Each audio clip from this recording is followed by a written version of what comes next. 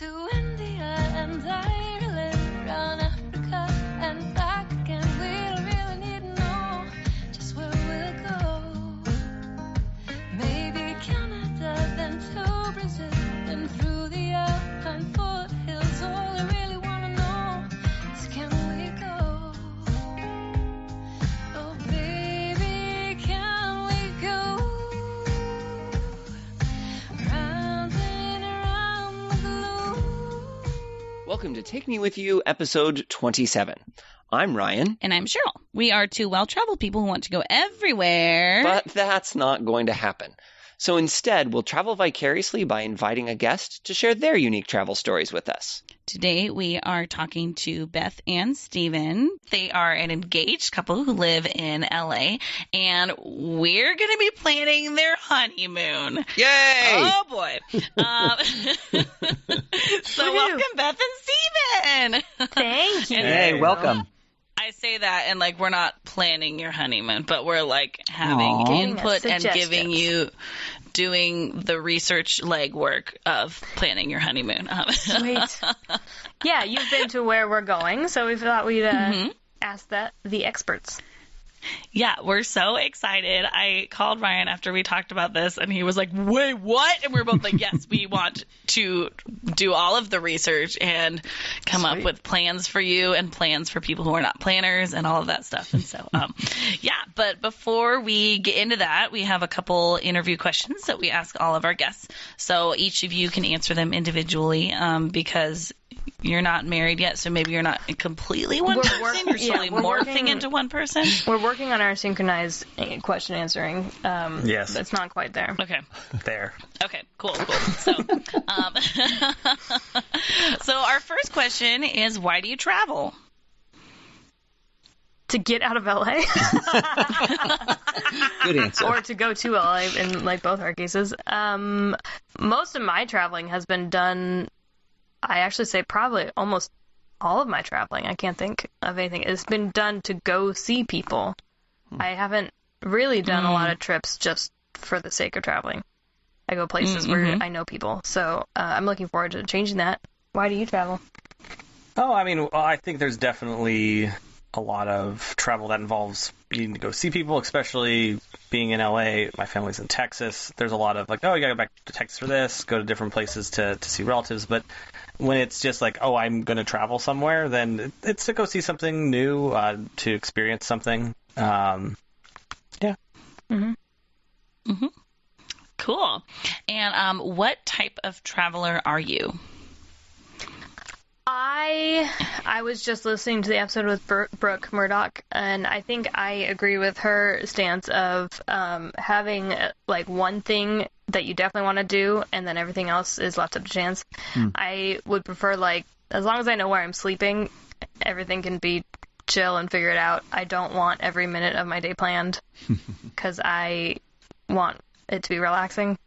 I like sleeping in on vacations, but I also like not wasting the chance to see things. But, yeah, because things being planned every minute is stressful, and I don't want vacation to be stressful, so. But I'm also not, like, a beach person. I don't want to just lay around all day, so a nice mix of the two. Gotcha. Nice middle of the road. Uh-huh. Yeah, I mean, I like to be super informed about where I'm going, a lot of the stuff that's there, probably way more stuff than I'd ever want to do, and then be able to have like one or two things. I'm like, okay, I'm definitely going to hit this, but then I like to improvise. I like to freeform it a lot on the day of. You know, I like, if there's something really specific that I want to see, then being able to make sure that I've got that in the itinerary is nice, but on the day of, like, I like to be able to be like, oh, I'm going to go down this road now and go do that and then come back and kind of move around. But I like the feeling that I kind of know a lot of stuff in the area, so that on the day of, if I'm feeling like today's going to be a sushi day, I know where I want to go do that. And if I'm not feeling sushi, then I don't get agonized into a like, oh, well, I said I was getting sushi at 8 o'clock today, so I got to go do that now. That makes sense. So you want to know the options, but just not have to like commit to them until you're in the moment. Yeah, I'm just not big on commitment, baby. Oh boy. Yeah. Ooh. Well, I was gonna say then that's why online dating was for you, or That's why we're getting married at 32 and 33. I don't know. Yeah. Yeah, no, I mean, I think some of the most fun I've had on trips, the stuff that I like look back on and remember very fondly, have been the things that I didn't know I was going to do before I went. Not that I'm like not appreciative of the time I went and saw like the museum that was on the list to check off, but when you run into the random dude at the wine bar at midnight and he's telling you all of his stories and stuff like that's like I couldn't have put that in an itinerary ahead of time. So leaving room for the trip to kind of take you places is something that I really enjoy. Growing up, I think in part because I had 2 brothers, and when you go on a family trip and you have 3 boys, you have to keep it somewhat regimented. Sometimes there wasn't as much of that freeform, and I do appreciate that as adults, my family, we do a little bit more of that when we travel, which I like. Can you find us an old man in a wine bar to tell us stories at midnight? Is that part of the deal here? Oh, I will plant that old man in the wine bar and tell him what stories to tell you and in which Spanish accent. Yeah, you would, Cheryl. Look forward to meeting Gabriella. It will be me, but that's okay. You would like a fake wig. We're like, ooh, old man, tell us stories. Yeah. Creepy. Now I'm seeing a version of this wedding where like we get out of the plane after 15 hours and it's just like a cardboard sign that says "You're in Spain now," and Cheryl's sitting there with a mustache on, and we weren't actually in a plane as much as we were in a bus that didn't have wheels on it. So let's not do that trip. No. No, thank you. Oh, okay. I mean, it's really good to clarify these things. We'll cross that off our the list. The direction I was going was Ryan and I were going to play all of the parts of the people that you interact with. That was the original plan. Maybe we can, like, you guys can set up a precursor thing for us so that we get used to Spain before we go and just have, like, kind of like an escape room, but, like, we have to get out of our honeymoon, but it's just you and Ryan doing all the parts. Escape your honeymoon? Escape the honeymoon? You're like, why do you want to escape the honeymoon? Oh my gosh. I don't even want to unpack the fact that like when you were like you're like, oh, what do you want your travel? Like, I gotta get out of LA. Like, jeez. Well, Yeah. LA. Escape room LA over here. I mean, that's fair. yeah. I feel like I most get people it, don't yeah. like love being in LA, but I know you like it. Beth is a Pacific Northwest kind of girl, so you I know. want it to be a little depressing. Over here. It's not will say, depressing. though, that the past couple days has finally like cleared up and been warm again, and it's supposed to start raining again later this week. And I was like, dang it! Like, I was kind of ready for like spring to start again. Oh, okay. So, Okay. oh well. Well, you know that the rain in Spain stays mainly in the plain. Okay, so, please let us avoid planes. Oh, could you repeat that a couple more times? Can you put some marbles in your the mouth first? rain in Spain stays mainly in the plain. That movie has a very And- problematic ending. A little bit, yeah. And our final interview question is, what is your number one travel tip? Travel tips. I don't feel like I've traveled enough to. You know what? Listeners are on the edge of their seats. My travel tip, I think Steven doesn't agree with it. I say take that gate check anytime you can. Especially with like costs of checking bags and stuff, if you can have a bag big enough to get through security as a carry-on, but as a petite woman, you don't want to deal with it on the plane, just gate check it. Then you have to deal with it. It's great. Yeah, I prefer that. And yeah, you have to wait for the bags at the end, but it's not that bad. I prefer to do that than like dealing with having to try to fit it in the thing, and it's heavy, and you have to. Yeah, I just like getting rid of my bags as much as possible. Interesting. Steven doesn't agree. Yeah, I don't.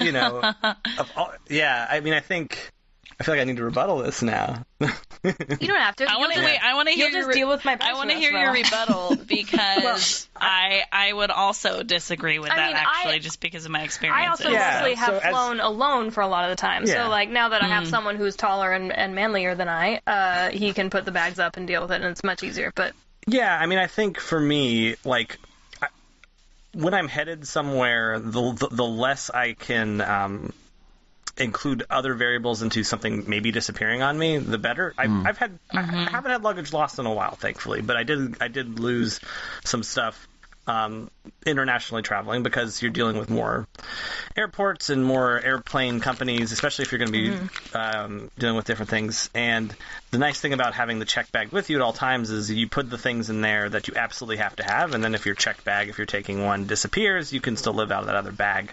I mean, and I'm more than happy to pick it up and put it up there for you. I know. Now that I have you, it's great. It's also, LAX is a really rough airport to get out of. So especially for short flights where you're just going out of town for a couple days and you come back. I like being able to keep my stuff with me because it saves me about 20 minutes getting out of an airport that's probably going to take me another half hour to get out of. And you can call your Uber the moment you leave the plane, knowing that it's going to get there in about 15 minutes. And that works really well, but you can't do that if you don't know when you're going to have your bag. So I think it's just a little more efficient, and I don't mind carrying my bag around. So Yeah, I'm more on that side also because, I mean, I'm a big fan of just keeping my bags, like, almost within eyesight, you know, and just being like, I know where it is. I don't have to wait for anyone. And then also, I've actually been told misinformation because sometimes they tell you to pick it up at the gate, and sometimes they tell you to pick it up at baggage claim, and I've been told, like, the wrong information. I'll be like, okay, where am I picking this up? And then they're like, seen the gate thing happen in a long time. So I think that's mostly only really small planes that they do that anymore. Everything's interesting. But okay. Yeah, it used to only be at the gate, and then they changed it. So yeah, anyway. And I think there's like, for me, I think there's just like also like just certain objects that being a little anal retentive about it, like the idea of anyone having it for long periods of time, like where if it's like, oh yeah, like you're gonna have my iPad that's gonna have all my travel information because I'm not taking a laptop with me, for example. Yeah, like that disappearing out of my like eyesight or in like nearby I would just be nervous about it, even if nothing was gonna happen. Fair. Yeah, well, and Steven also travels with a lot of gold bars, and so I understand keep that. Gold bars with you. I've got my comfort stuffed animals. I mean, there's all sorts of things. It's like if that stuff gets too far away, it gets rough. All his booze, it's bad. Oh man. Yeah. But yeah, so pros and cons of gate check. Here we go. Yeah, all right, I so like I'm wrong. I get it. You're not wrong. You just have a different. No, you're opinion. not. Like there are different. I think there are different preferences, you know. So yeah. But I'm more than happy to pick up your bag. I know. It's great. Yeah, isn't that great? Let's talk to you guys in 10 years. Yeah. Steven, what's your number one travel tip? I mean, I feel like universal travel tips are often hard because different trips have different things that you want to do. But like if you are traveling to an area that you're pretty comfortable, that you're going to be in a lot of like urban environments, whether it's going to Europe or like larger cities, and you're not going out into the boonies, I would always say take a little bit less than you think you're going to need. Like if there's a I'm going to pack this down jacket. It's probably, the weather's probably not going to be cold, but I might need this jacket. I would suggest not taking the jacket and then just buying a jacket if you need it.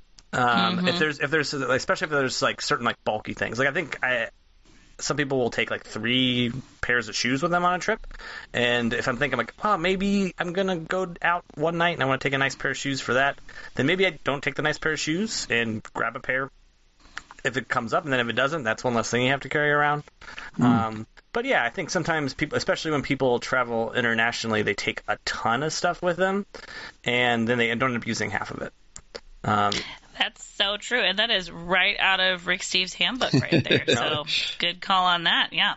Yeah, I'm definitely we're gonna have a long phone call about packing before we go because you are very good at international packing, so I need. Yeah, see, my packing is to the point where I don't even need the overhead space all the time. I just use the underseat space, and that's everything I bring. So like, yeah, I'm all about that light packing. So yeah, but I mean that's a really good rule of thumb. I agree with that. Is like, are you sure if you need it? And if you're not sure, then like, unless you're going on like a mountain backpacking trip, then you can buy it somewhere else. So yeah. Awesome. Very cool. Well, we have a couple extra questions for you guys because Brian and I are going to be taking some time to do a bunch of research and get all ready to give you guys some suggestions for your trip. Oh boy. And so, first of all, you got to tell us, where are you going? So we are flying into Barcelona and flying out of Amsterdam. And we want to stop in Paris for a couple days and then have a couple other cities we would like to hit. But as we were talking about this weekend, we realized that those are 3 big cities. So I think for some of the time we want to get out of the major city area, have some relaxing time in where was the place? Yeah, I mean, I guess in some ways, one way to look at it is we decided to go to Barcelona for our honeymoon, and it turned out that it was like $1,000 cheaper to fly out to Amsterdam. I think the main focus of the trip is to go see Spain, also be able to relax in Spain. But we also want to have, a couple of days in Paris and a day or 2 in Amsterdam to go do some of that. But I think as we've started to do research on our end, the stuff where it allows us to get a little outside of the city, do some relaxing stuff, but see some culture sounds really fun too. I don't know as much about your travel history and where you've been as I'm sure Beth does, but when I went to Italy, one of the places I really enjoyed going was I'm not going to pronounce it wrong, but it's Cinque Terre, which is the I want to go there. Oh my so gosh, pretty. I haven't been to Cinque Terre. Oh. Yeah, it's So really what great. did you like about it? What I liked is it's a well, for starters, one thing you need to know about Beth is Beth hates sand. I'm not a beach person. She's not a beach person, So- but part of what's cool about a place like Cinque Terre is it's a bit rocky, but it's really beautiful. And it was just like a place we went to like relax one weekend when we were out in Italy, and it was pretty, and it's such a nice counterpoint to like Rome and Florence as just a way to get out of the hustle and bustle for a little bit. And when we were looking around and talking to some of my friends who've gone on trips there, the Costa Brava area felt very much like of a similar vibe in terms of like the terrain, and since we're not necessarily going to go like sit on like a sandy beach somewhere all day long, that's a place where you can get some nature and some beautiful views and not necessarily do some of that. And it's also on the way, which is nice. So it's on Costa the way to Brava. Paris. No, where is that? It's north. Yeah, so Barcelona. it's I think it's part of. It's if you were to leave Barcelona and start heading up towards France along the coastline. Okay, so is it part of Catalonia? I would think so. I'm not real great with geography in that part of the world because I've but never it's been on there. the coast of Spain, headed north. Yeah. Okay. And there's a Cool. castle. Well, there. There's a oh, great. Yeah. There are a lot of castles in Spain. Beth so would like want to see a big castle. Yeah, Beth would like to see some Okay. castles. Beth wants a castle. You guys want relaxation without sand. I mean, if It sounds like- basically like if the city's main like attraction is a beach, that's not our vibe. We're not like going and laying on a beach type people. Yeah. The bride wants 0 grains of sand on the whole trip. I understand. So it looks. Sorry, I just looked up Costa Brava. It looks like it's kind of halfway up the coast between Barcelona and the France border. Okay. There's a little nubbin that sticks out, and that's it. Yeah, I don't remember the specific names of a couple of the places I was looking up that looked really cool. I know that one of the main cities in the area is, I believe it's pronounced Girona. Girona, yes, I've been there. Yeah. It's wonderful. Yeah, so if you go to... you guys would like it a lot, So if you were to go there and then head to the water, that would be kind of that area. There's a bunch of stuff around there. But one of the things we found out is that the bullet train that takes you from Barcelona to Paris stops there.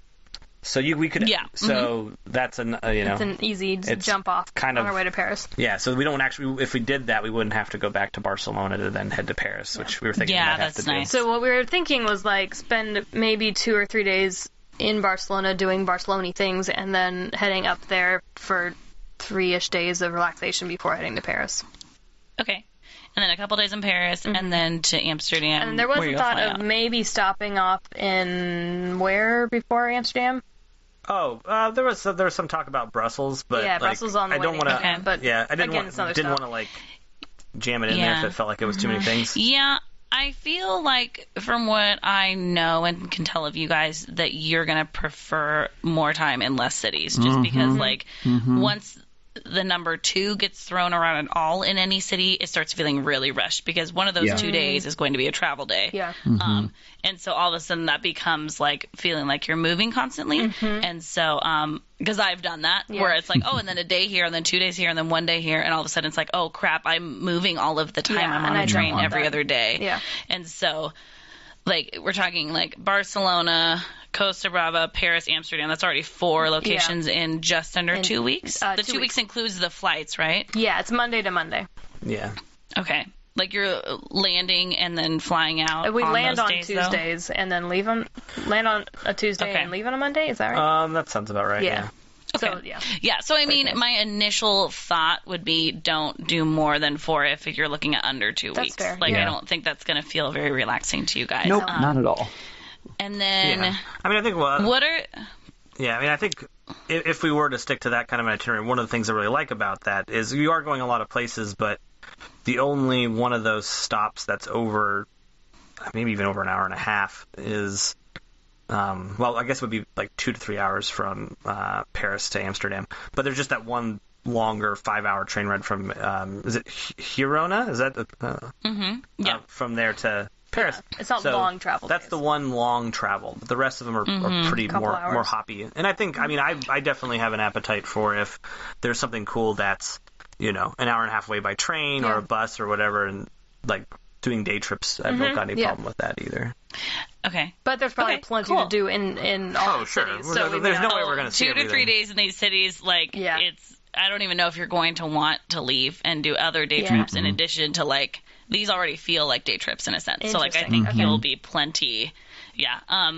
So I would love to hear a couple things that you're like, we just cannot miss blank. I don't know if I know enough about all these cities to say, like, I absolutely have to. If I was doing a full 2 weeks in Paris/France, there would probably be things that I would list that, but since it's a very quick stop, like, yeah, we probably have to go to the Louvre. Like, I would probably kick myself if I went to Paris and didn't go to the Louvre for the first time. Like, that's fine. But that's kind of the one thing, because I definitely want to go to the Gaudi stuff in Barcelona. Okay. But, like, that's kind of, and I want to see Castle. Yeah, I guess, yeah. Beth wants to go to a castle. I want to go to a castle. I approve of castles. You will definitely be able to see a castle. We can make that happen. So. Yeah, I mean, like, even if it's, like, just a quick walk around areas, that's fine. Like, I don't need to spend a full day in taking in a bunch of these things. Yeah. But those are kind of the couple things that I want to see. But also, like, I feel like if we went and had a really good time and didn't see that stuff, I wouldn't be hugely disappointed. Yeah. Because we'll probably make it back again at some point. So maybe. Yeah, Sure. yeah. I mean, I think that the Louvre was the one that kind of popped into my head too. Just because it seems like if you make it to Paris and you don't go see at least some art while you're in Paris, that would be. We've both taken a ton of art history, so kind of have to. Yeah. I mean, see the things that were in the could textbooks. just go to museums for 2 weeks. Yeah, I don't want to do that. That's true. I don't want to do that. That's not That's too much. Yep. But Too many museums. yeah, I think, going. I mean, I think we've walked into like 3 or 4 museums we think would be nice to go to. I don't know if we'll make it to all of them, but yeah, like there's a Renoir, not Renoir, Rembrandt. Rembrandt museum, I think in Amsterdam, so that'd be cool because There's a Picasso museum in Barcelona that's very good. Yeah, I'm not a huge Picasso person, but you know. Okay. Yeah. Yeah, I'm there's more a ton of museums. So that's good. Brockite. yeah, well, it's a kind of. I think it's also kind of the thing where, like, if you're like, oh man, we really want to go see a museum, knowing what they like, the 5 really cool museums in Barcelona are, and then being like, you know what, we're really feeling that we want to go see the Picasso exhibit, or we want to go to like Vasquez or whoever else happens to be. Sure. Yeah. Yeah. Yeah. Yeah, and then I think the only thing that we're really going to give you advice for to do in advance is going to be like sometimes there's 2-hour lines to get tickets, that is the and thing, in that is, like, case, you're going to want to get them online because you don't want to stand in a 2-hour line. For So sure. If there's that's things where that you we do want to need commit. need to get tickets beforehand, we can decide if we absolutely have to, and then that can be like the one scheduled thing of the day, and then we pick other things. Sure. To do, whatever. Yeah. Sure. I mean, I think we want to do a lot of eating. Yes. So, like, food options is definitely gonna be a big part of it. Absolutely, and I definitely suggestions because I know happy. you love food tours, so I'd love to know like what are the good food tours, and also like areas of this town to stay in, like what if you know, like I know you've stayed in a bunch of stuff, but like even if there's just a neighborhood that's great to stay in because it's close to stuff or it's pretty or whatever like that, because also like you look at a map and that doesn't give you any information about like what it's like to stay there, so that's the kind of stuff that I want to know. Awesome. Sweet. Well, we're going to take some time away from you guys and do a bunch of Googling. And Ryan has checked out 6 books from the library. 10, actually. And so we're going to come up with lots of plans without any commitment. And then we will come back together and reconvene, and we'll give you guys lots of suggestions. That was incredible. Thanks, guys. You guys should start a podcast.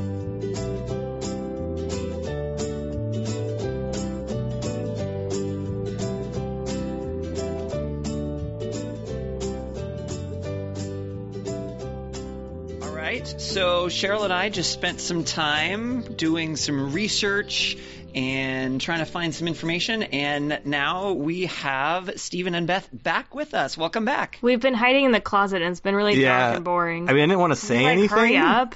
But, it was a couple of weeks. Do you want quality, or do you just want to just show up? I mean, come on. Look, I just point me in the direction of Little Italy. I'll get some pasta, and then go, to Times Square, and we're done. That's travel. Oh, man. All right. So Ryan and I talked, and we have a proposed plan.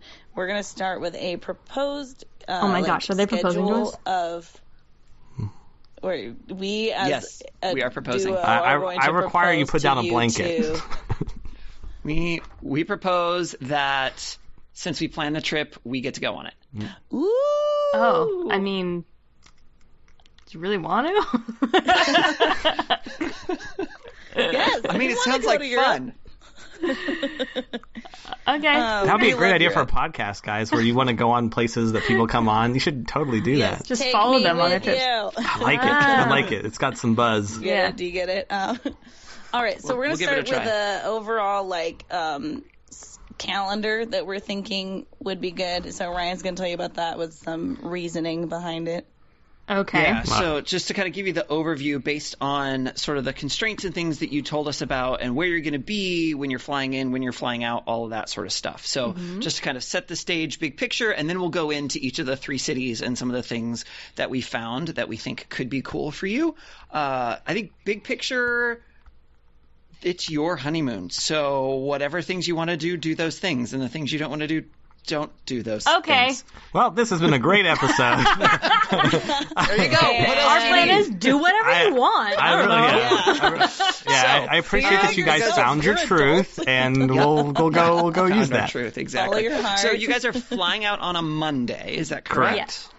Okay, so basically that day is going to be all travel and doesn't count for anything. So bye-bye Monday.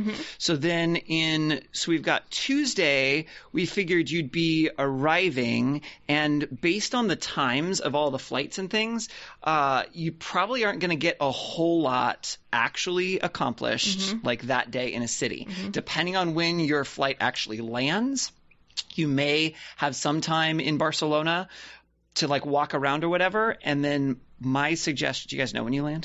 I'd have to look. I want to say we get in early. Yeah, because we leave Monday morning. Yeah, I feel like it's like a 7 a.m. to 7 a.m. the next day kind of situation. So okay. We get in pretty early, but we're gonna be pooped. I think we're also even if regardless of when we get in, not having any expectations on that day, is totally fine. Yeah, don't sleep that day, but then also, trying to see something that you're actually excited about would be kind of a bummer maybe on that day. So yes. So as my suggestion would be to, as long as you can, walk around the city so that you're actually doing something, because that'll help you stay awake longer.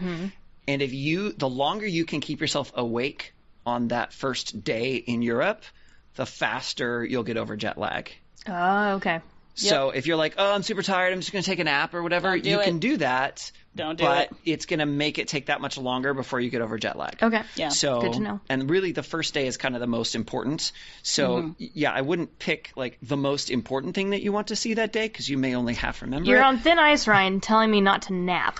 Yeah. Sleep on the plane, but that's No, it. I get it. I sleep on plane, to power so through I'm jet lag. Yeah. It's just power through. Be a Steven- zombie that day. Steven doesn't sleep on planes, so this will be interesting. I'm out I like a don't light. either, So. though. It's possible. When I flew to Hong Kong, that was like a 15-hour flight, and I slept on that because it's 15 hours and you kind of can't not We'll get sleep. some melatonin. It'll be okay. Yeah. But I mean, I have trouble sleeping on planes too. And it's, you can make stuff work. And I would say a power nap is permissible if you're successful at power napping. Oh, I because am. then, you know, there you go. I thought you might be. But if it's like an actual like nap, nope, that'll totally Under 20 that'll minutes, totally you're mess good to you go. up. Exactly. So that's Tuesday. And then Wednesday, Thursday, and Friday would all be in Barcelona. Okay. And so whether that's you're staying in Barcelona or you're in Barcelona for part of that time and you do a day trip on one of those days, and we'll talk through some of those different things that we think you might enjoy doing.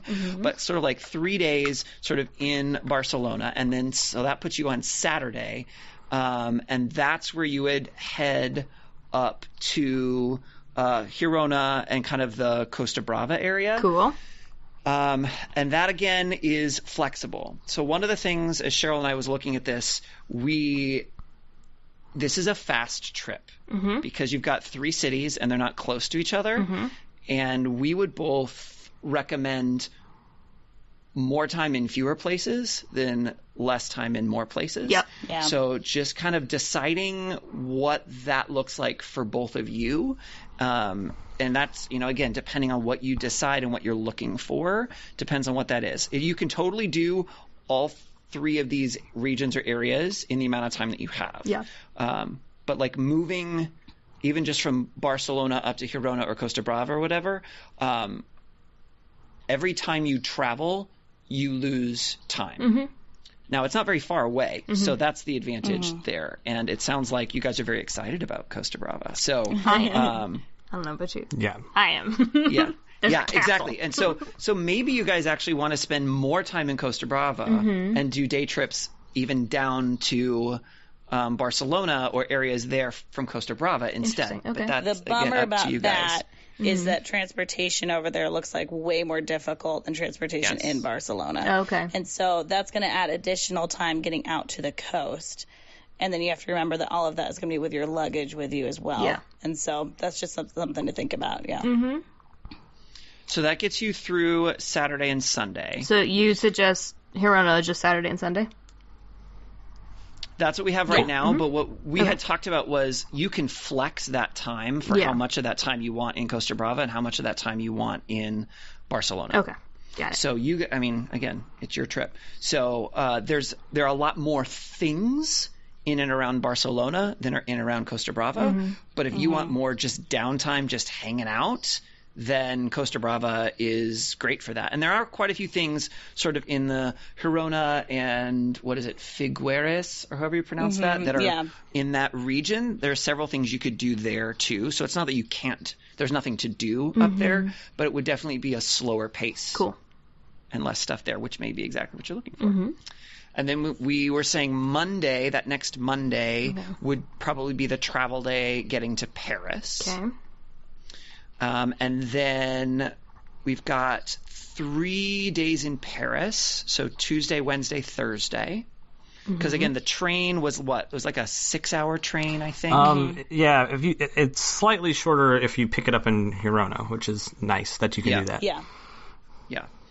So, but that's the bulk of your day. Yeah. Traveling then anyway. Yeah. Okay. The advantage is now when you're traveling, you should have gotten over jet lag by now. So you're on European time, so you don't have that to play with also. But so then again, so Tuesday, Wednesday, Thursday in Paris. Friday, it's about 6 hours from Paris to Amsterdam. So it'd be a similar day on that Friday as it was to Monday as far as travel goes. And then 2 days in Amsterdam, Saturday, Sunday, and then flying home on the following Monday. And Amsterdam, as we were looking at it, really sounded like it was based on what you guys talked about, your kind of style and things you're interested in. Both Cheryl and I think you guys are going to really like Amsterdam. Oh, okay. Yeah. Yeah. It's really, really chill, and it's just like there are canals, and it's just walking, and there are bikes everywhere.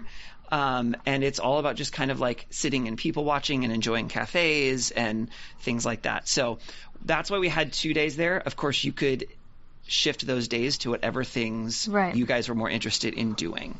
So that's kind of the big picture overview of what we were sort of suggesting. Cool. Okay. I feel like I have to take this moment that we realized that April 20th is going to be when we're in Amsterdam. Which was not intentional. You know us. Sure it wasn't. Big old like leaders. I said, we knew you would really enjoy Amsterdam. Yeah, well. Maybe Jules will enjoy. Really love it. So That's just hilarious. FYI, and you guys may have found this in your research, they're called coffee houses. Oh, good So to if know. you see a coffee house, they don't really serve Not coffee there. Got it. So please go to a coffee house on 420 at 420. That's that Saturday is 420. So cool. There you go. Cool. That'll be fun. So so we're gonna break it down a little bit into some suggestions that we have for you guys in each.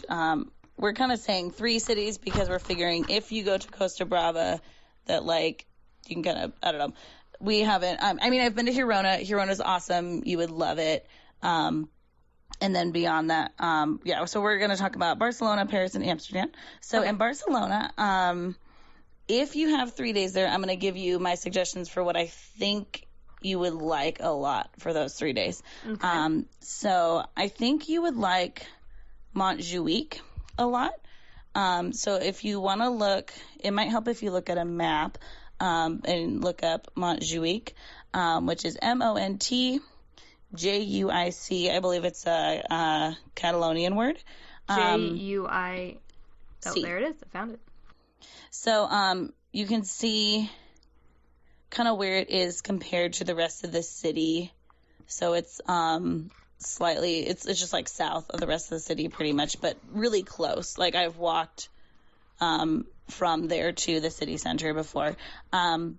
There's a castle up there. Cool. First of all, so you can castle like right away. So Okay. as you can see, it's kind of like south of the city center along the coast there. It's up a hill, hence the word Mont. So first of all, you got a castle. There is also the Olympic Stadium there. So I was thinking that Steven, you might enjoy checking that out from when they had the Barcelona. Exactly. There are botanical gardens there. There is the Museo Nacional de Arte de Catalunya up there, so you can go to an art museum if you would like. Cool. And then also there's a cool place that my sister Lisa and I went to that we liked a lot called the Poble Español. And that is, we would describe it as an architecture museum where essentially it kind of feels like being in Disneyland where you're walking through these paths of a bunch of like building fronts. But you pay to go in, and it's like 150 different building fronts from different regions and time periods in Spain. And some of them, did you talk they about moved this there. on the podcast that you talked about your Yes. Spain trip? Yeah, that sounds really cool. So that's right there too. So all these things are walkable from each other. Cool. And so what you can do is you can start at the top of the hill and then just walk your way down and go to as many as you want and spend as much time as you want on the different things. But they're all in a similar area, which is really nice. There is also a sky ride, gondola ride type thing up there if you want to go up there. Steven loves it starts heights. down. Oh yeah, me and C and Sky up in Vancouver just love each other. So anyway, I would say to me, that'd be just a great day. Cool, that sounds awesome. Because you could take the whole day if you wanted, but I don't think it's going to feel scheduled or stressed or anything. As far as I can tell, I don't think you would need to get tickets to any of these things in advance. I would say, like, I don't know, maybe just checking the hours of these places would be good. But really, like, I think all of these things you would enjoy. There's a variety there. And then also it's lots of, like, just walking around looking at things. And so you can kind of spend however much time you want doing that. So, yeah, I think you would like Montjuic a lot. Okay. So, Cheryl, I'm wondering, since we heard that they're actually landing early in the morning, I wonder if this would be a good let's walk around and see things and not fall asleep yet day. Well, it could, although I was going to recommend some other parts of the city just to meander through too. But this could be a good one. Yeah, if you wanted to go up there your first day. Also, and then another good day, I think, would be checking out some Gaudí work, the architect Gaudí. So first of all, I would highly recommend La Sagrada Familia. That is the big church that he built that is incomplete. I believe it's about 65% done. It's just gorgeous. It's probably my favorite European church. And so it's so unique, and yeah, it's just breathtaking. You can spend a fair amount of time there. The first time I went, I did a tour. I don't really like tours super much, but I actually like this one a lot just because, like, it's such a weird story, and, like, learning about, there's so much symbolism in that building, too, and having someone who, like, is going to tell you all about it was cool. So, like, but either way, I would say going there would be a priority. Is this one of the ones that you need to reserve ahead of time? I would recommend it. Yeah, I would say, like, this could be your one thing for the day that you get a ticket for, is, like, you know, get that ticket, and then just however much time. They don't have a time that you have to leave. It's just what time you get in. How long does it take to generally go around the whole thing? I mean, I would give it like an hour, or so. And so, but it's really cool. There is a thing where you can pay extra and go up in a tower, and I did that and then just didn't super find it worth it because there's so much scaffolding and everything right now around it since it's like under construction. But yeah, and then I would say also take the time to walk around the building from the outside, like past the entrance, just to see it from all the angles and everything. So yeah, and then the other place where I would say definitely checking out some Gaudí would be worth it, and a really cool location is the Park Güell. So that is further How do you north spell that? And west, Guell. First of all, it's a great park, so I would say it'd be a fun, like, relaxing place to walk around. And that's where his house was that he lived in for a while, and some other super interesting buildings that look pretty unique. If you wanted to walk there from the Sagrada Familia, it's only a 30-minute walk, and there's only like 2 turns, and you just walk up a street for a while. But the park has these paths that kind of slowly go uphill, and so if you keep going, eventually you also get a really beautiful view of the whole city, with the water in the distance and everything. And so that's a fun location. So I would say there's a lot of other Gaudí's buildings that are easy to walk past. So even if you just look up, like, some of his other buildings, you can just walk past them on the street or things like that. But I would say spending time, those are the 2 things that I would recommend for you guys.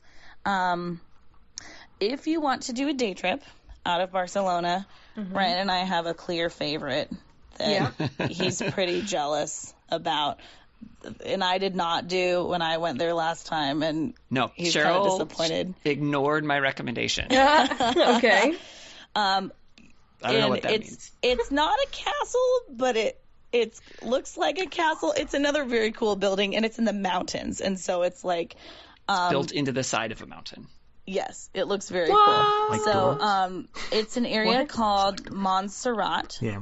And it looks, I think when I looked it up, I want to say it's like a 45-minute to hour bus ride out of town. So it's not terribly. That sounds right. I think that's what it was. An hour, something like that. There's hiking around there. There's what else is? There's a couple cool things out there. I think there is some sort of a fun little, like, car that goes along the side of the mountain thing that you can ride into, which is fun.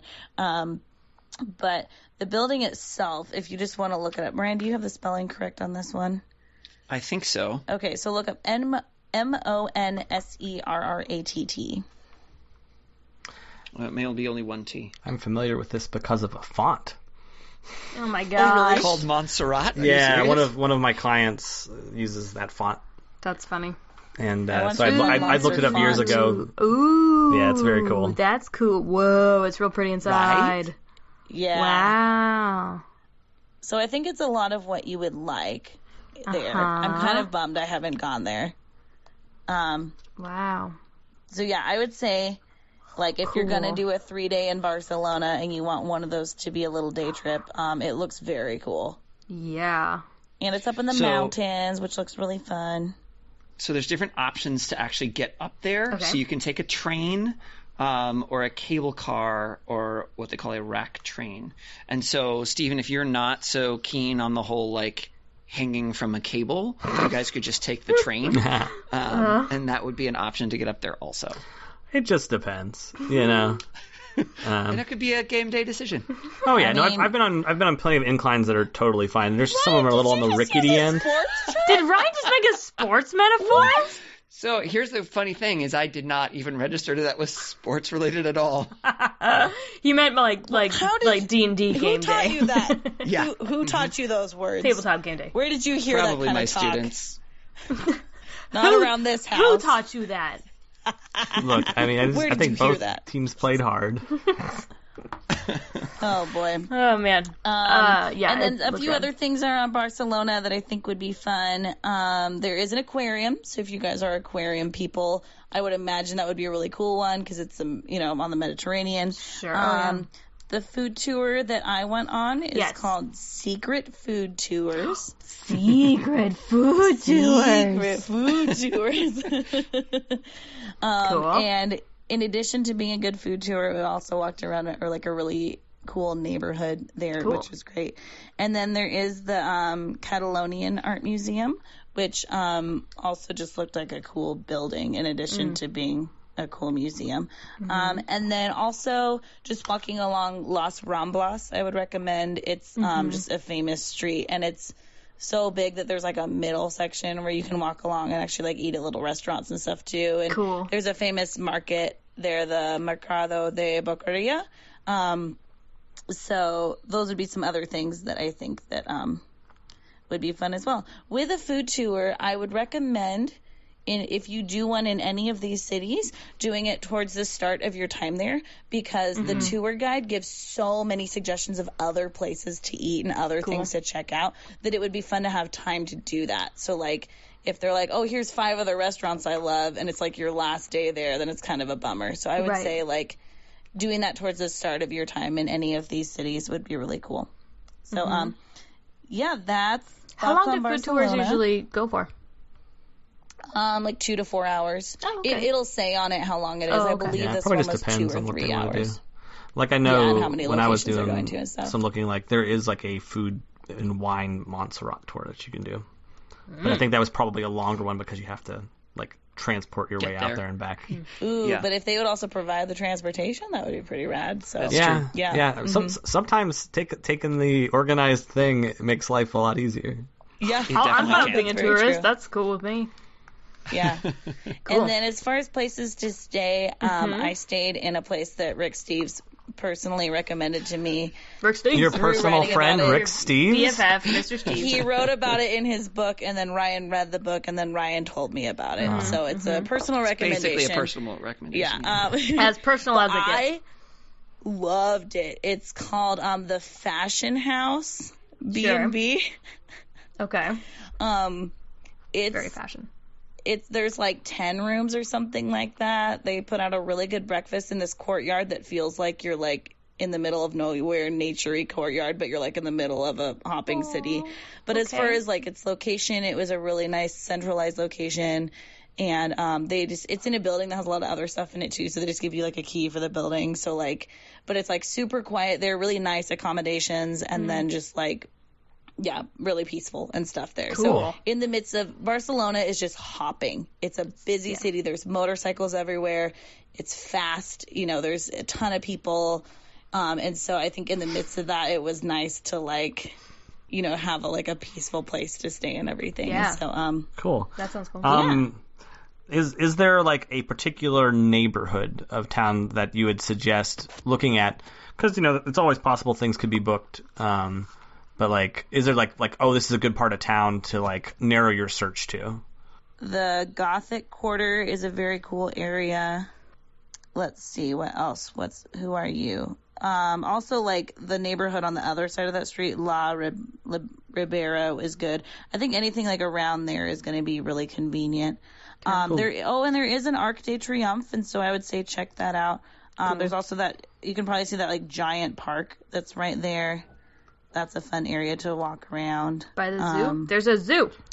There's a zoo. I think go the see aquarium Spanish was animals. cooler than the zoo. Yeah. So I think Do if they, you're going to do an do they like make animal-related Spanish thing, noises? El ne. The snakes go. Wow. Oh. Oh. That's a solid language joke. That was a solid one right there. All right, so that's Barcelona. And then you're going to head to Paris. Yeah, we are. Paris is huge. Yep. There's about 1 million things. Yep. Just And about. you want to just decide which things you definitely do want to do or don't want to do. Okay. I think we spent some time looking for castles and things, and I don't know that we found Everything's probably pretty many that we far fo- out, right? Yeah, like you'd have to do a day There trip are out there. some, yeah, and so if that was worth it, there are some that would like be a very doable day trip, and Okay. you could go like look at a castle in the countryside.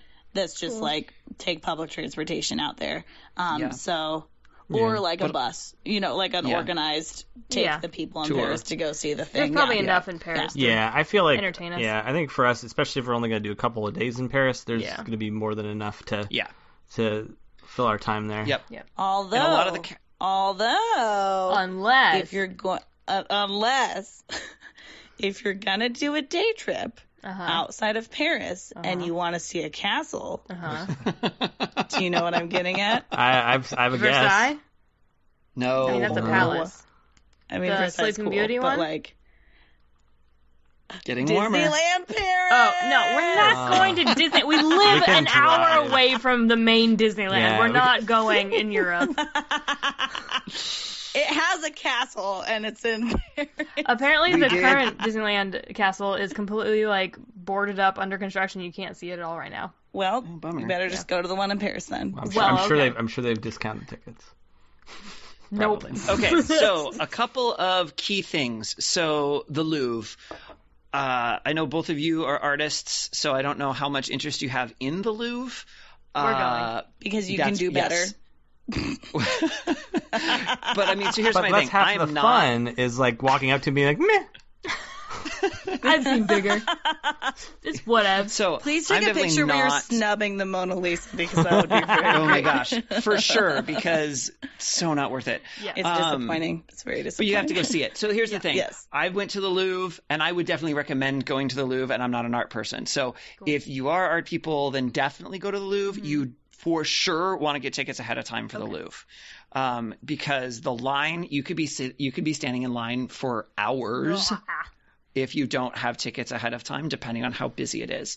And the recommendation is to try and get tickets for earlier in the morning because it's less busy That makes sense. at that point. But that part's up to you. So that would be something you would want to try and plan ahead of time. The Louvre is huge. So you could spend an entire day there if you wanted to. When I was there, I think we were only there for a few hours, and I felt like I had seen all the things that I was interested in. But again, you guys are more art people, so there may be more things there that you're interested in. Yeah. Like the three big ones that are kind of like the keys that they say to see would be the Mona Lisa, the winged something of Salmon Thrace, That's my favorite. and Well, yeah. Venus de Milo. Yeah. Yep. And so they're not next to each other. Oh, they're really? in very different places. The wings. Oh, I'm sure that's so strategic, whatever. though. They're not going to put Oh, the for three sure. most famous things next to each other. That's Right. true. Yeah. Well, the winged one is like at the top of this grand staircase, Yeah. and so that one's super easy to see. I'll be really interested to hear what artists think about the Mona Lisa. And I have a lot of thoughts already, and I've never seen it in person, so okay, It's tiny. And then it's overrated. and then the Venus is pretty cool. Yeah. It's bigger than I thought it was. I know. I'm so excited to see all those kind of sculptures in real life because they're always, no matter what you think, it's always going to be bigger because 3D pictures don't do anything justice. So Yeah. So I mean, those are your key big ones, but there's a whole crap ton of other stuff there, and I'm not a Louvre expert, and the internet exists, so I feel like you could probably figure that out. If you're looking there are lots of like self-guided tours that you could find online too, so if you wanted something that kind of told you what things to look for, there are lots of things that you could find if that's something you would be interested in doing more time. So that's a key one. The Eiffel Tower, there are lots of different places where you can view the Eiffel Tower. I thought it was cool to go up in the Eiffel Tower. Yeah, me too. If you want to do that, that's another thing to get tickets ahead of time for. Otherwise, you could be standing in line for a really long time unless you wanted to walk the stairs instead of taking the elevator. So there's three. You guys are using this as an opportunity to get just ripped, right? Use this as an opportunity to tear another Achilles of one of us. Yeah. Ooh, so there go. are 3 levels to the Eiffel Tower, and the stairs only go to the first level, and then you would have to take elevators to the second and third level. And then you have to climb on the outside with your hands. Well, it's got all could the climb little, from the outside, like rebar. It's handholds, yeah. Yeah, exactly. It's exactly. fine, yeah. Can I get up there by dirigible? Dirigible. I just feel like I want to get up as the most French possible way.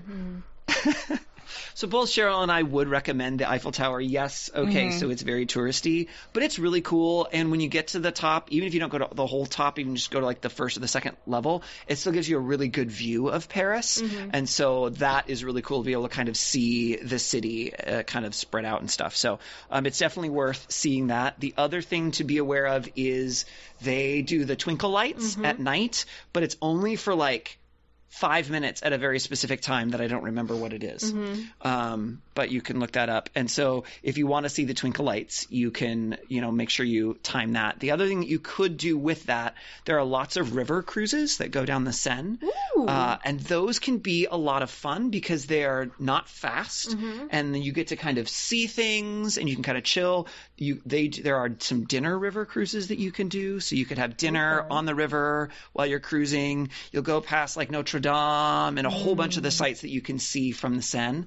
And it's a really fun, relaxing way of just kind of seeing Paris and kind of seeing different parts. So that's something that could be fun. And I'm assuming that's I'm assuming that's a situation where by cruise it goes out for a couple hours and it comes back. It's not necessarily a Viking river cruise type situation. Correct. Yeah.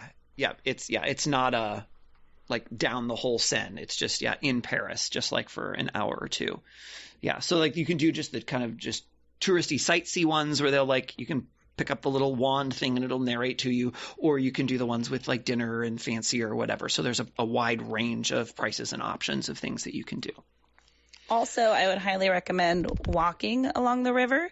There are because the river is much lower down than the actual rest of the city and the sidewalks and everything.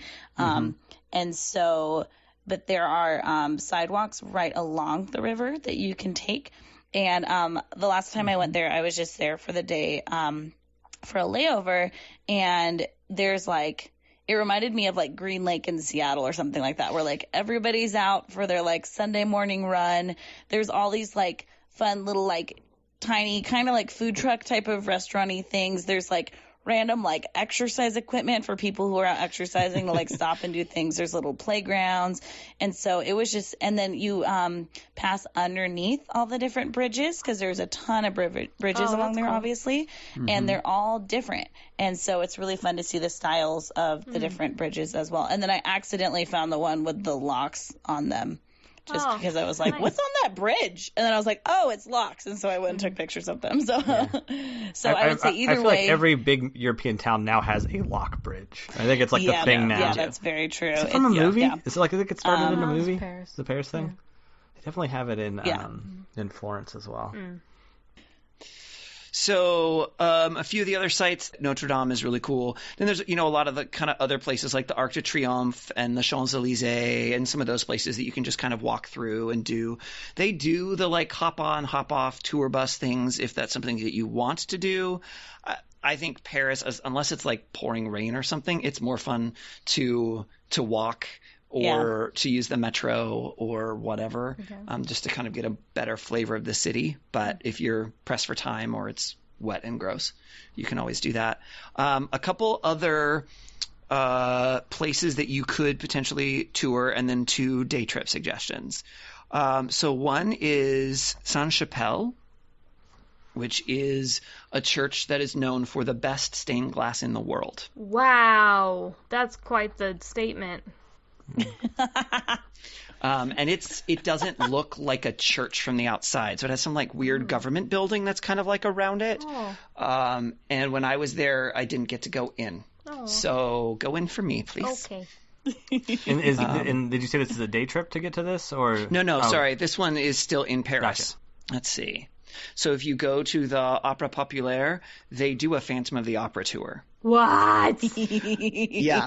And so apparently they give you like a I little wanna book go on it. and there's like actors that are like hiding. You have to like interact with people to kind of solve this mystery or whatever. So, okay. So two different possible day trips that could be fun. So one is to Chartres, and Chartres Cathedral is a big, cool church cathedral-y thing. Mm-hmm. And the town, because it gets you outside of Paris, which is kind of nice to see like more of a small town and kind of a French small town because it's in France. And the cathedral is really, really pretty, and it has this into the tiles in the floor. It has a maze or a labyrinth. So I mean, it's flat, so obviously you can like see the whole thing. I think I've seen this. like a prayer maze type thing? Yeah, and so you can kind of like walk on it, but there's only one day a week where they clear the chairs that you can actually walk it. Oh. So Which also I mean, you sounds can still like see kind it. of a jerk move. Yeah, here's the thing we're known for, but you can't do it. Well, maybe they use it to like To actually be worship a church. Yeah, weird. those jerks. Fair. So anyway, so that's famous fun. then, church. Yeah, geez. So that's fun. I've actually been out there. It wasn't a day when they had the chairs cleared, but then when Serena was there, they did, and she just they lucked out and they got to walk it. But it's a beautiful church, but it's also fun to kind of get out of Paris and see more a small town sort of a thing. So that's an option. The other one is to go to Giverny, which is where Monet lived. Yes. And that one, and like the gardens that he actually painted in some of his paintings and things like that. So what was that called again? Giverny. I'm probably pronouncing it wrong. It's Giverny. How far out of town is it? I mean, it looked like an hour drive or something. Oh, here it like is. Look at that. It's already open. And there were trains, I believe, or there are like the tour bus thing. So my parents went there and just raved about it. Yeah. And like, cause he made the gardens and then painted them. And so it just is like gardens that looks like his paintings, essentially. And so, they just absolutely loved it. And so, that was one that like, I didn't realize how close it was to Paris until we started looking things up. But, it does sound really cool. So, so it says the trip is doable in a half day by public transportation. Cool. Yeah. So, great. and I mean, if you wanted to hang out longer, you obviously could. Sure. Great. All right. Well, so that's Paris. Yeah, Paris. The last stop is Amsterdam. Yes. And like we sort of said before, Amsterdam, both Cheryl and I agreed, it's probably going to be a really great way to end your trip because it is so chill and low key, especially 420. That'll really help you kind of mellow out a little bit. But there's like, again, the city, it's kind of like Venice in that it has lots and lots of canals and things. So you can do, like again, kind of like a river tour if you wanted to do something like that. And that is not necessarily the big boats like you would run into in Paris. A lot of them would be a lot smaller that you could do. The main way that most people get around in Amsterdam is by bike. And so you can rent a bike. And kind of just bike around the city, including you can bike outside of the city, just kind of go out and see like a windmill and like tulip fields and things like that if you wanted to do something like that. It's totally bikeable. There are kind of one of the big things that if you wanted to actually see something and get advance tickets, the Anne Frank House is in Amsterdam. Oh, I don't think I realized that was Amsterdam. Yeah, I didn't really either. And so that is in Amsterdam if that's something you wanted to see. They only do like pre-sale tickets prior to, I think it's 3 or 3:30. So if you wanted to see it ahead of time, you would have to get tickets. You can show up, later in the day for whatever's available, but usually the lines are over an hour long. Jeez. So if you wanted to do that, you'd want to do that ahead of time. Okay. There is a Rembrandt museum and a Van Gogh museum. Yes. And let's see. The Royal Palace of Amsterdam. Cool. Which actually looks really cool. Can you get a full tour of it, really or cool. is it like just an outside thing? Do you know? No, you can get a tour inside. Ooh, that'd be cool. Yeah. And then, so one of the neighborhood areas that is supposedly like the best and coolest to walk through is Jordan, Jordan. So, recommendations for Like Michael spending Jordan? some time. Like Yeah, Michael except for Jordan. 2 A's at the end. Michael Jordan. Two A's at the end? Yeah. Jordan. Yeah. And then something else that's a little odd, the Hermitage, Uh-huh. the museum. Yeah. Why is that odd? So it's actually like the Hermitage is in St. Petersburg, Oh. But apparently- Yeah. but apparently they have so much stuff that they can't keep it all on display. So they have satellite museums, and one of them is in Amsterdam. Wow. And so there are things from the actual Hermitage, but that are on loan, and they're changing all the time because there's some law that Russian works of art or whatever cannot be out of the country more than X number of months. So they have to continually cycle through. So I don't know what they will be while you're there, but that could be a way of, I mean, in a sense, getting the Louvre and the Hermitage like in one trip. Weird. So That's crazy. if those are things you wanted to do, you could also wow. just chill. Yeah, that's true. I think we forgot to talk about places to stay in Paris. Oh, that's right. One of the places that is pretty popular is what they call the Latin Quarter. Okay. And I finally, in doing research for this, figured out why they call it the Latin Quarter, because it was always weird to me. Why do you call it the Latin Quarter? Oh, like And Latin it's not- language? Yes, Latin language. that makes a because lot a lot more of sense. universities and things were there. Right. And so the language that was spoken primarily in that area for hundreds of years was Latin. Not like Latina. Exactly. And which is So what I was like, go the Latin salsa Quarter. dancing and Yeah. So that's a fun part of Paris. Cool. There's some cool parks and like cafes. I think that's where I saw the stinkiest cheese I've ever seen in my life. I think was in the Latin Quarter. Stinky cheese? Did you smell it? I did. Okay. Because like walking by it, You can do I could both. smell it. Oh, no. See, I would think... Yeah, okay. Yeah, and then I walked in and I was like, wow, that cheese has what I would call just regular old mold growing on it. That's not cheese. That's just mold. That's the So stuff that yogurt? when I see it looking like that, I throw it out. And yet you're selling it. Gross. Cool. So there you go. There's your experience. All right. But these are all excellent recommendations. Yeah, totally. I'm very excited. yay. I feel much more like solid about what it's going to be like when we're there. Awesome. Good. That's wonderful. Well, we're going to have you guys on next week and we'll hear all about how it went. All right, so I think we're going to move to the last segment of our episode called Wish You Were Here.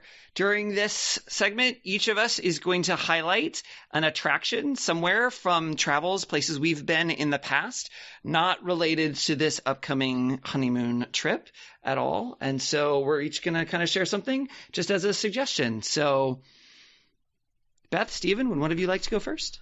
Who should go first? Oh, I think you should I'll go go. first. I'm domestic, so I'll go first. I'm not like the wife kind. Like I'm talking about a What? domestic thing. Oh, it was That didn't work well at all. Nope. Oh my Oh, gosh, boy. Steven's making thumbs up in the background. No, You said it, I not me. so my suggestion is to a domestic to the U.S. California state option. It is a restaurant and kind of compound of cool stuff called The Old Place. It's right off of Mulholland Highway in Agora Hills, which is the inland side of Malibu. Just this last winter, that whole area burned down, but the old place still stands. So, yay. which I'm very excited about. It is a restaurant that is, I would say, I mean, not themed because it's like to its core, like old, like rancher style barbecue place. Like it's not fake Fun. country. It's like it was potentially standing there when that was like ranch area anyway.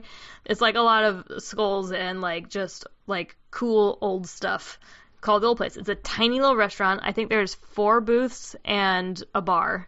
And the booths are by reservation only and the bar is first come first serve.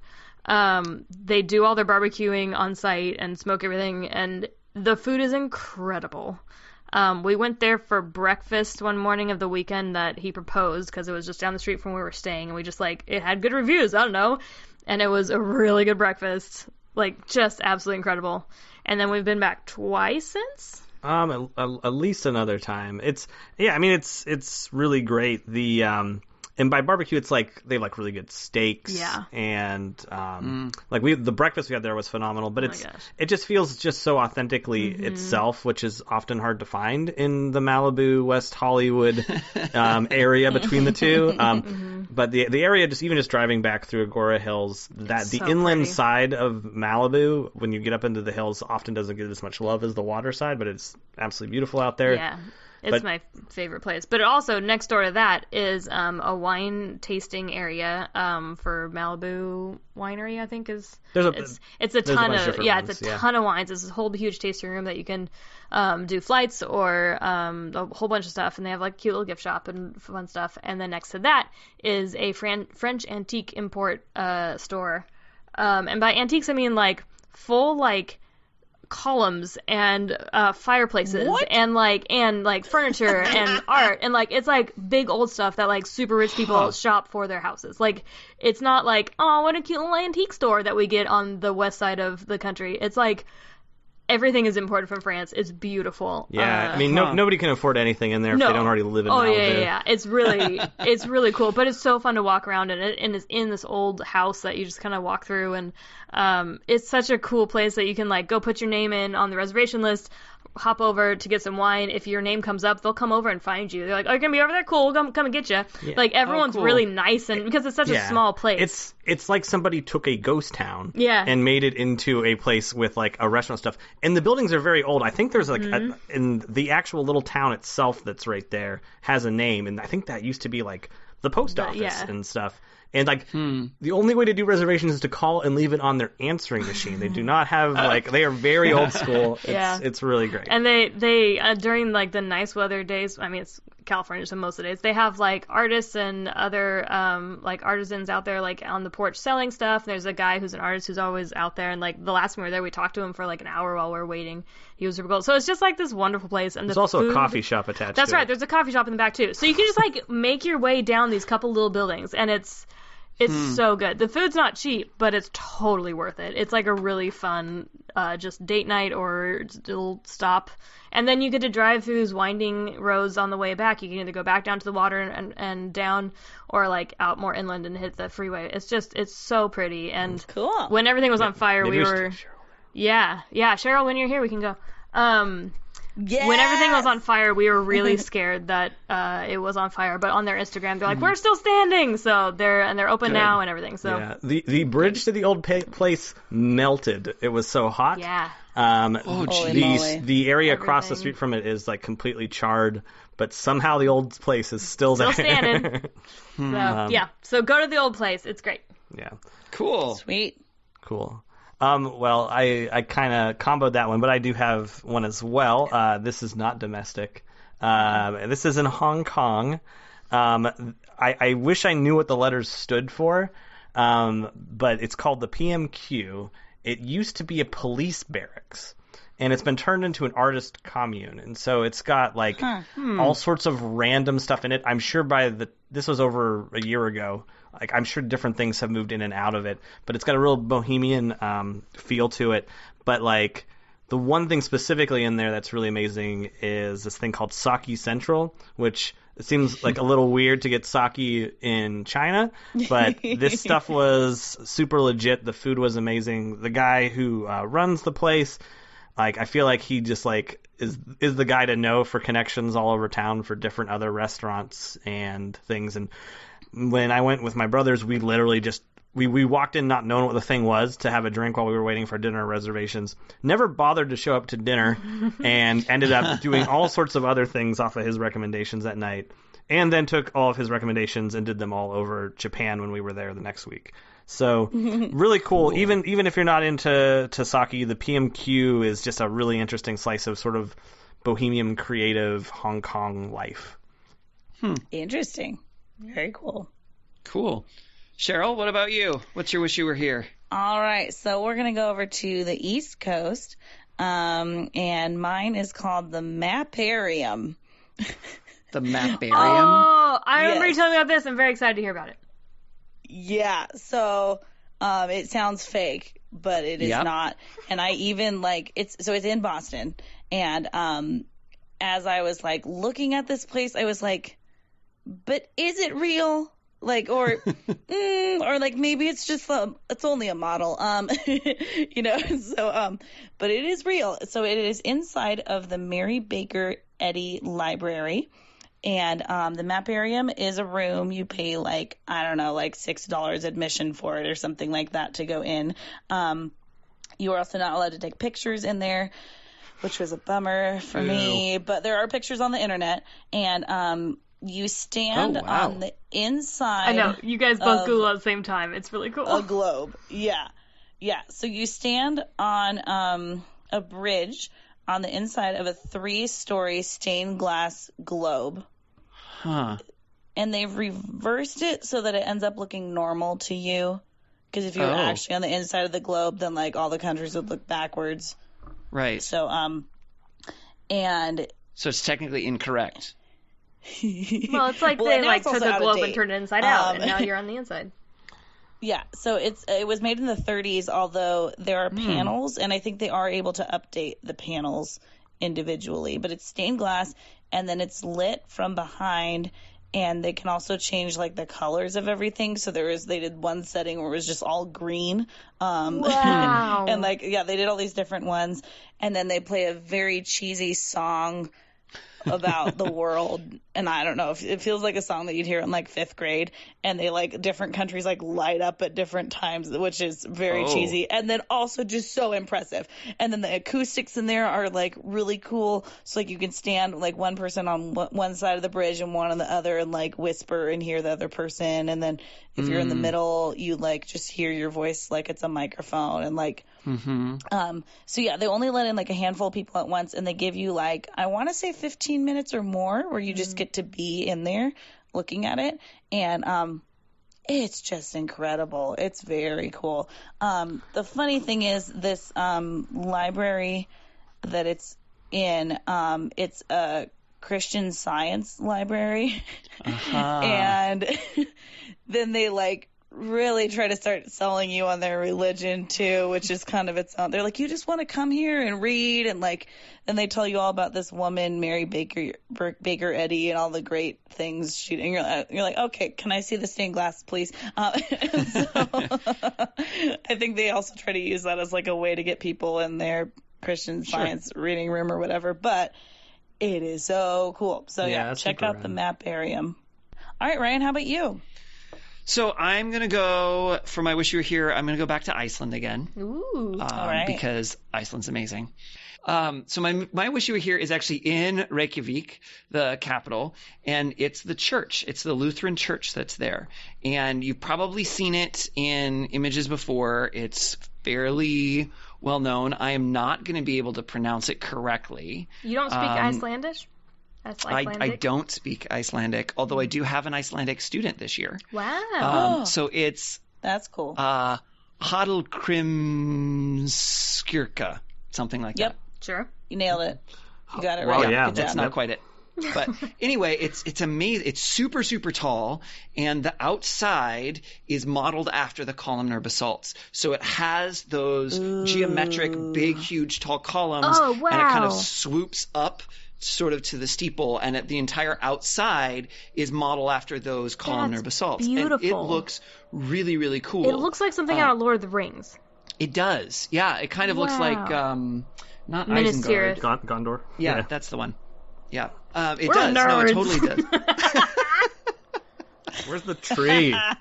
Where's the white tree? Where's the drums in the deep? But and when you go References. you go inside, and it's because it's a Lutheran church. It's very different than a lot of other European churches. Because it's very, very sparse. There's not like a whole bunch of, there aren't icons, things aren't gold plated or whatever. But it's all either a light sort of grayish color or like a cream or white. I'm not I'm not an artist. I'm sorry, guys. But it seemed whitish to me. So like very, very just clean on the inside and very open, which is kind of a very different sort of a feeling. Whereas a lot of churches, especially the more Gothic churches, tend to be very dark feeling on the inside. Yeah. This is the very opposite. It feels very light and very bright, which was kind of cool. And then it has a really, really cool giant pipe organ in the back. Whoa. And I'm a big fan of pipe organs. So, yeah, I think it's definitely worth a trip to Iceland? A stop by. You can, pay money to go up the tower or whatever, which I didn't really do. But you just kind of go in and you can enjoy the church. Even if you just go to the outside, it's just a cool building in Reykjavik. Cool. Yeah. Wow. Cool. Well, thanks again, guys. All right. So, thank you guys for being on. And like we said, we're so excited to have you on next week. I can't wait to go on the trip. It'll be so fun. Yeah, you're going to take us with you, right? Uh-huh. Take us with you. And by that, I mean in our what am I saying? iPod ears. We're going to be listening to the podcast. Yeah, I have an iPod. What year is this? What year are you going on this trip? 2007. Time travel. Great. Yeah, no, cool. We'll listen to you on the plane. There you go. Do you have anything that either of you would like to plug? You can commission me to draw your animals or your children at sit-stay-sketch.com. Do you have anything you want to plug, baby? Sure. Since you mentioned time travel, I'm going to plug the Time Travel Mart of Mar Vista, which is a creative writing tutoring thing for kids in LA. It's part of the 826 brand. They've got one in Chicago that I believe is a spy store. They've got one in Brooklyn that's a superhero store. And there's all the places. They're amazing. Definitely check them out. He's saying that because he made a book for them. Yeah, it's not What's out. It called? It's not out. It's 826 LA is the charity. It's the Time Travel Mart is the LA branch. Time Travel Mart. Yeah, huh? we collaborated a little bit. I illustrated it, and he wrote a Boy Scout type book for time travel. Cool. That's so cute. Time Scouts. Yeah. That's awesome. It's not out yet though. He's wearing. Well, this comes out in May. He's wearing the hat for it. Potentially. Right? We'll see. We'll see. There's a lot to be done still. Yeah. I'm wearing the hat That's right cool. now. That's great. This episode comes out in May too, so that's perfect. There you go. Yeah. By the time this comes out, boy, I hope it's out. It better be. We've been working on it for over a year. Yeah. Awesome. Well, we would love it if you would follow us at TMWY Podcast, TMWY Podcast, on all of the social media. We will be posting pictures and things from the trip that you all are going to be taking shortly, because hopefully you'll share pictures with us. No photos.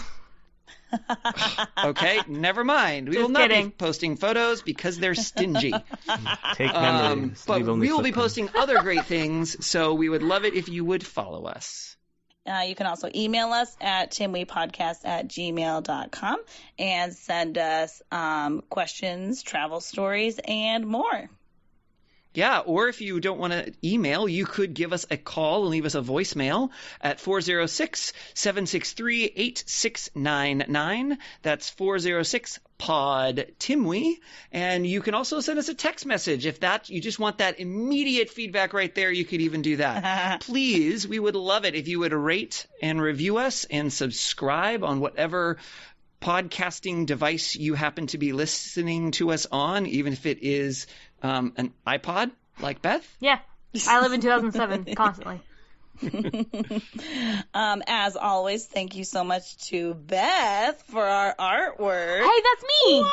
That's you. Oh my gosh. Thanks, we still Beth. like it. You're welcome. I say it every time I listen, but now you get to hear me. Exactly. All right, so that's all we've got for this episode. We are looking forward to Beth and Stephen having a great trip, and we will hear from you next week. So until next time, take me with you. Take me with you. Take me with you. Can we get a sailboat chasing down the sunset as we float round and round the globe? Salty air and balmy nights, guided only by the lights above, and light love. Oh, the world is out there waiting to explore. and all our troubles here want them to be